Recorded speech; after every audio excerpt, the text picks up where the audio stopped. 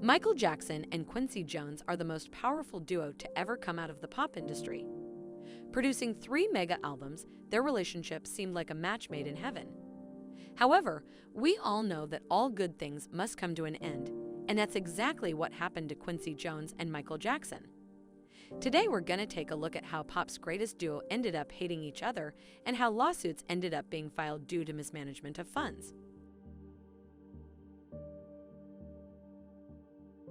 Before we begin, welcome to Brian MurphyTv, a YouTube channel that covers the life and legacy of one of pop's greatest icons.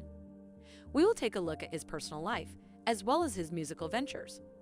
So if that sounds good to you, press the subscribe button and the bell notification so that you're notified of whenever we upload. Let's dive into the video. The beginning of the downfall. Having produced 3 amazing albums, Off the Wall, Thriller, and Bad, Quincy had taken MJ as far as possible musically. Quincy was tapped out of ideas, and so were his writers after Bad. And during the Bad singles campaign in 87, 88, and 89, R&B had evolved significantly and new jack swing and rap was in its infancy. Many new male solo artists had emerged, but one of significant ones was Bobby Brown. This essentially rendered Michael Jackson as old news and out of date, despite his amazing Bad tour. With new sounds and new moves, Michael realized he had to up his game in order to compete and solidify his position.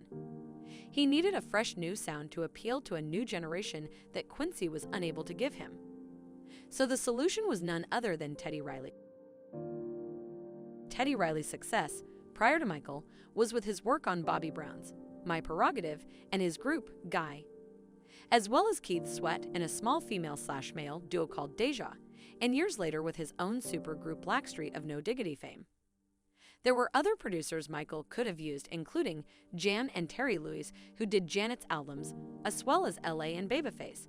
But Teddy Riley was chosen for half of the Dangerous album, and the rest was up to writers and musicians used with Quincy, except one, which was Brian Lauren, who did Who Is It, and later did the Bartman for Bart Simpson, as well as Superfly Sister and a little-known fan cult classic, Satisfy You, featuring both Brian Lauren and Michael.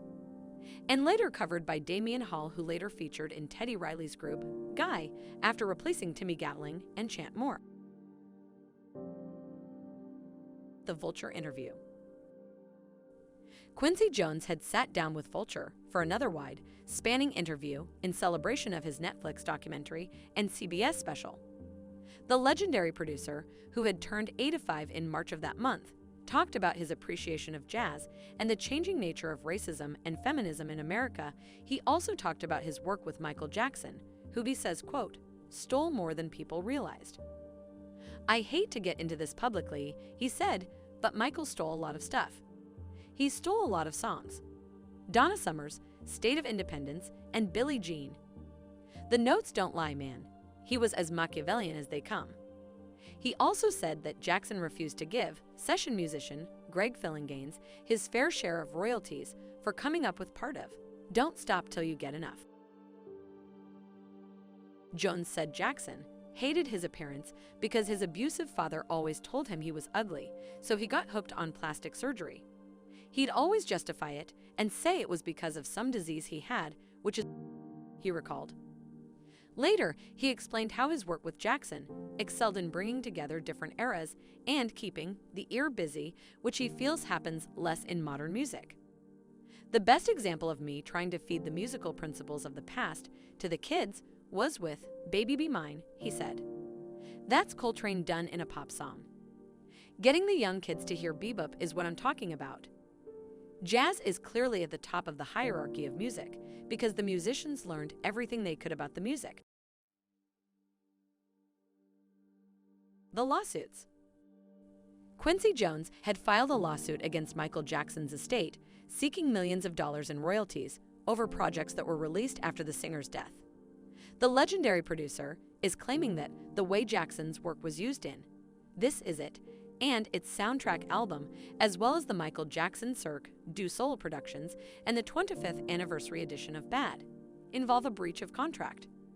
Jones also included Sony Music Entertainment, the parent company of Jackson's label, and Epic Records in the suit.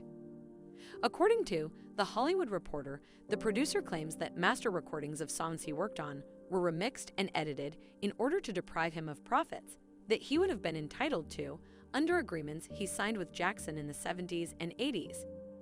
He says that under the contracts, he should have been given the first opportunity to re-edit or remix any of the master recordings, and that he was entitled to producer credit for the master recordings, as well as additional compensation if the masters were remixed. Jones was seeking at least $10 million in damages for breach of contract, as well as unpaid royalties, remixing fees, and compensation for the loss of credit. Quincy has been frustrated with these matters for a number of years. He felt he was not making any progress and needed to take more formal action, Henry Gradstein, Jones' attorney, told THR. Howard Weitzman, a lawyer for the Jackson estate, issued a statement in response. The estate of Michael Jackson was saddened to learn that Quincy Jones has filed a lawsuit seeking money from Michael's estate, the statement said. To the best of our knowledge, Mr. Jones has been appropriately compensated over approximately 35 years for his work with Michael. The aftermath. A jury in Los Angeles had awarded Mr. Jones with $9.4 million in damages, finding that he had been underpaid his share of royalties for the use of music in the posthumous Jackson film. This Is It and two Cirque du Soleil shows. So it seems that there was a lot happening in the private lives of Quincy Jones and Michael Jackson, and no one seems to know how their relationship was when the singer died. However, what we do know is that together they made some of the best pop music we have ever heard, and that should count for something. But let us know what you think in the comment section below, and don't forget we release Michael Jackson videos every week, so if you don't want to miss out, press the subscribe button and the bell icon. See you later.